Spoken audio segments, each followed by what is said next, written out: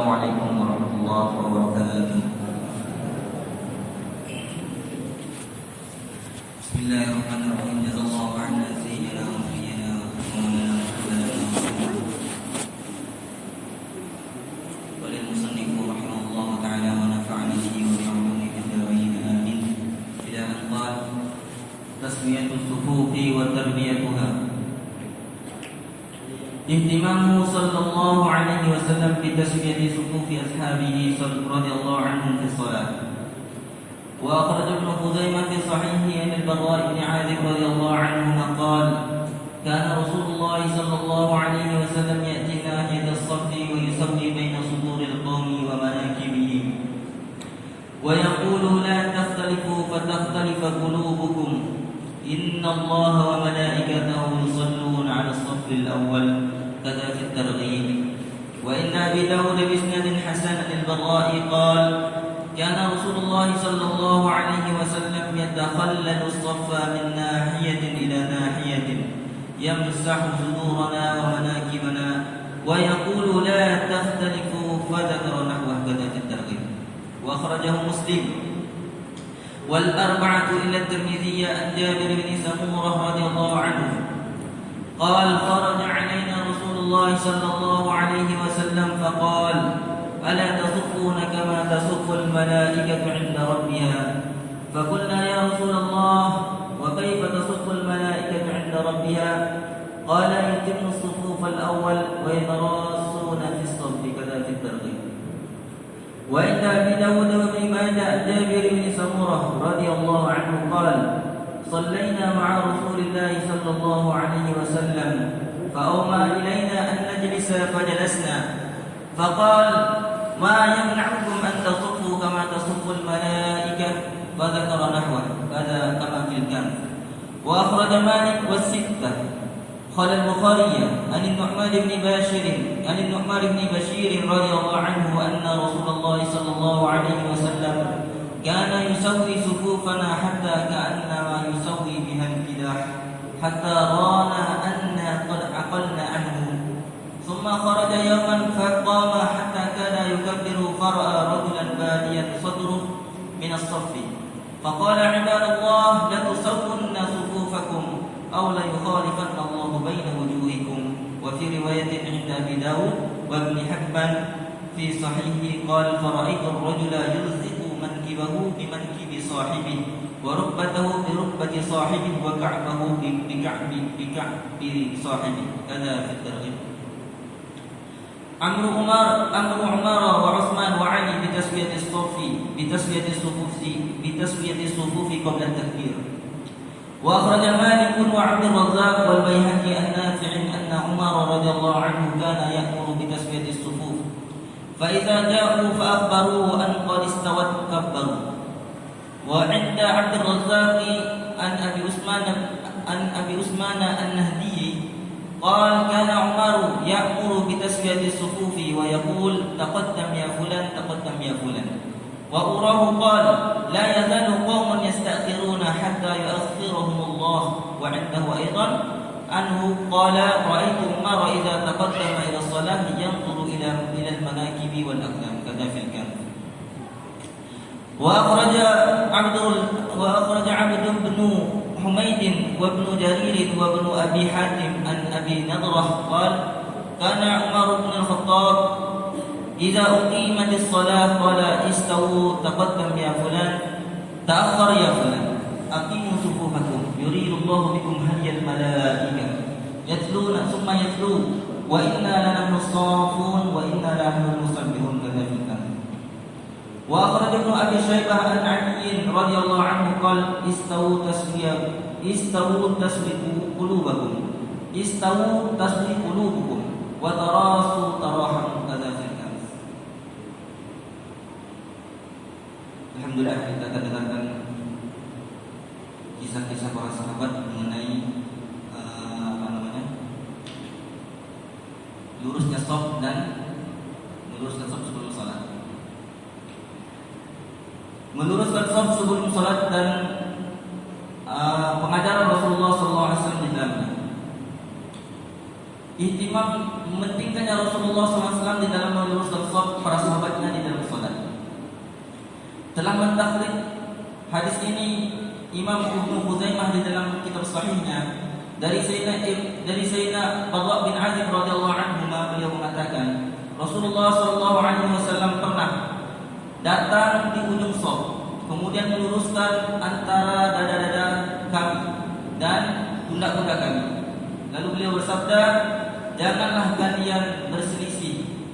Lalu hati kalian pun akan berselisih. Sesungguhnya Allah SWT dan para malaikatnya akan bersolawat kepada orang yang berada di shaf pertama. Begitu disebutkan di dalam kitab At-Targhib. Dan menurut Imam Abu Dawud dengan sanad yang hasan dari Sayyidina Barra juga, beliau mengatakan pernah Rasulullah SAW menyela-nyela shaf dari ujung ke ujung. Ini datang di sela-sela shafnya para sahabat dari ujung ke ujung Rasulullah SAW, dari ujung ke ujung. Kemudian Rasulullah SAW mengusap dada kami dan pundak-pundak kami, ini dengan maksud meluruskan shaf. Lalu beliau bersabda, la tahtalifu, janganlah kalian berselisih, yakni berselisih dalam meluruskan shaf. Fadzakara, kemudian rawi menyebutkan semisal redaksi hadis di atas, sebagaimana disebutkan dalam kitab At-Targhib.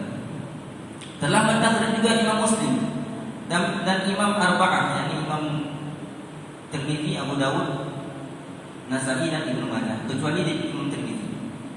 4 imam kecuali Imam Tirmidzi. Dari Jabir bin Samurah, dari Sayyidina Jabir bin Samurah radhiyallahu anhu, beliau mengatakan telah keluar ke atas kami Rasulullah SAW. Rasulullah SAW pernah keluar. Faqala, lalu beliau bersabda, ala tasufuna kama tasuful malaikatu 'inda rabbiha. Tidaklah kalian meluruskan shaf, tidaklah kalian membuat shaf sebagaimana para malaikat menyusun shaf di sisi Tuhan mereka, yakni Tuhannya para malaikat itu Allah Subhanahu wa taala. Faqulna, kami bertanya, ya Rasulullah, wahai Rasulullah, bagaimana para malaikat menyusun shaf di sisi Rabb-nya? Lalu beliau bersabda, yutimmu as-sufufal awwal, mereka menyempurnakan shaf yang pertama, kemudian merapatkan shaf. Itulah ciri shafnya para malaikat, yakni sempurna shaf pertama, kemudian merapatkan shaf. Begitu disebutkan dalam kitab At-Targhib. Wa inna Abi Dawud wa Ibnu Majah Jabir, dan menurut Imam Abu Dawud dan Ibnu Majah dari Sayyidina Jabir bin Samurah radhiyallahu anhu, beliau mengatakan, kami pernah salat bersama Rasulullah sallallahu alaihi wasallam, lalu beliau memberikan isyarat kepada kami an najlisa, agar kami duduk. Lalu kami pun duduk. Faqala, lalu beliau bersabda, apa yang menyebabkan kalian untuk tidak membuat shaf sebagaimana para malaikat membuat shaf? Yakni ciri shafnya para malaikat, shaf pertama disempurnakan, kemudian mereka meluruskan shaf. Kemudian rawi menyebutkan hadis misal redaksi hadis pertama, sebagaimana disebutkan dalam kitab Al-Kanz. Telah mentakhrij juga Imam Malik dan imam yang 6, yakni Imam Bukhari, Muslim, Abu Dawud, Tirmidzi, Ibnu Majah dan Nasa'i, kecuali Imam Bukhari. Dikecualikan di sini Imam Bukhari tidak meriwayatkan hadis ini. Dari Sayyidina Muhammad bin Bashir radhiyallahu anhu, bahwasanya Rasulullah sallallahu alaihi wasallam pernah meluruskan shaf-shaf kami sehingga seakan-akan beliau meluruskan anak panah. Sehingga Rasulullah SAW melihat kami dan kami pun paham apa yang beliau maksudkan. Rasulullah SAW memperhatikan para sahabat dan para sahabat pun paham apa yang beliau maksud ini untuk meluruskan shaf. Kemudian beliau keluar pada satu hari, lalu beliau berdiri tegak sampai hampir saja beliau bertakbir, yakni hampir melaksanakan salat, yakni hampir bertakbir. Kemudian udah hampir takbir, seorang beliau melihat seorang yang dadanya agak maju daripada shaf. Lalu beliau bersabda, wahai hamba Allah, hendaklah kalian meluruskan shaf-shaf kalian, atau Allah SWT akan memalingkan wajah-wajah kalian, yakni memalingkan wajah kita ke belakang di dalam taklidnya, memalingkan wajah kita belakang kalau kita tidak meluruskan shaf. Di dalam satu riwayat menurut Imam Abu Dawud dan Imam Ibnu Hibban di dalam kitab sahihnya, beliau mengatakan, aku melihat seorang laki-laki ketika Rasulullah SAW dalam cerita ini beliau mengatakan, aku melihat seorang laki-laki yulziku mankibahu bimankibi sahibi. Beliau merapatkan pundaknya dengan pundak sahabatnya dan merapatkan tumitnya dengan tumit sahabatnya dan mata kakinya dengan mata kaki sahabatnya. Yani saking rapatnya. Seorang seperti itu. Ada seorang sahabat yang sampai ihtimamnya dalam merapatkan shaf sampai seperti itu. Tapi dalam hal ini kita lihat situasi dan kondisi. Kalau teman kita nggak suka dirapatkan betul, jangan kita dirapatkan. Karena kekhusyuan dalam salat lebih utama daripada itu. Kemudian perintah Sayyidina Umar dan Sayyidina Ali di dalam merapatkan shaf sebelum takbir. Telah mentakhrij sebuah hadis ini yakni Imam Malik. Imam Malik telah mentakhrij hadis ini dan Imam Abdul Razzaq dan Imam Baihaqi dan dari Sayyidina Nafi bahwasanya Sayyidina Umar radhiyallahu anhu pernah memerintahkan untuk meluruskan shaf. Dan kala itu orang-orang pun datang mengabarkan kepada beliau bahwa shaf sudah lurus. Lalu beliau memulai takbir. Menurut Imam Abdul Razzaq dari Abi Usman An-Nahdi, beliau berkata, pernah Sayyidina Umar memerintahkan untuk meluruskan shaf. Lalu beliau berkata, maju ya fulan, wahai fulan maju, wahai fulan maju. Kemudian diperlihatkan, jadi beliau orang tadi pun maju. Beliau berkata,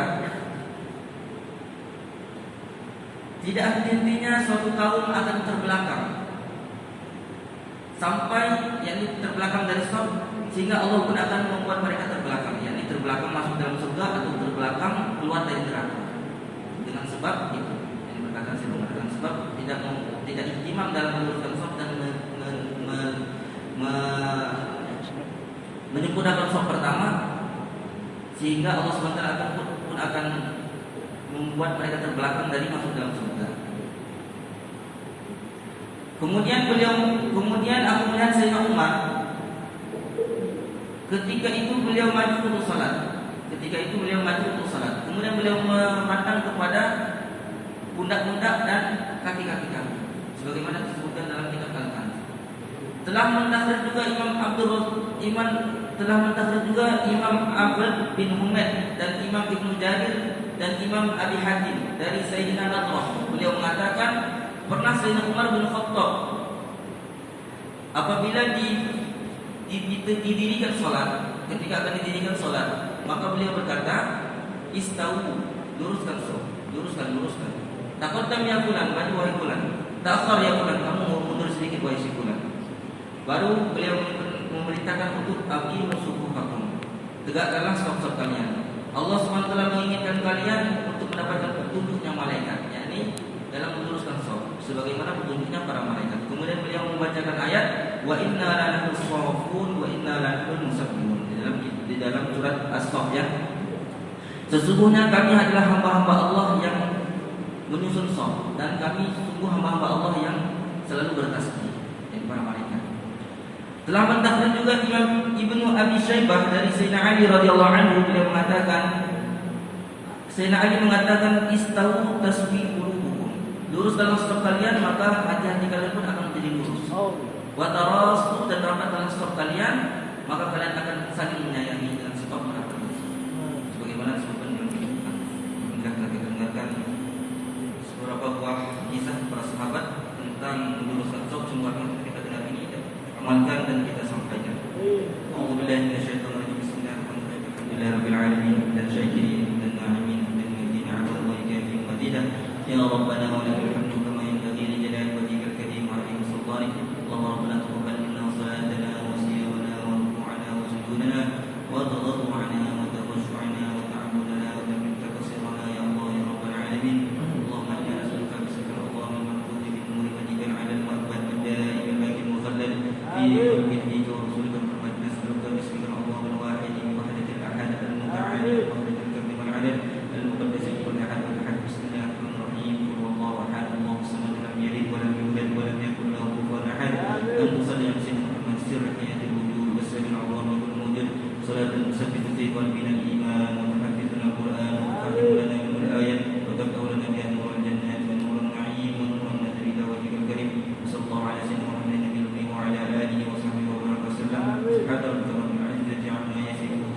وسلام على المرسلين والحمد لله رب العالمين. سبحان الله وبحمده سبحان الله وبحمده. Assalamualaikum warahmatullahi wabarakatuh.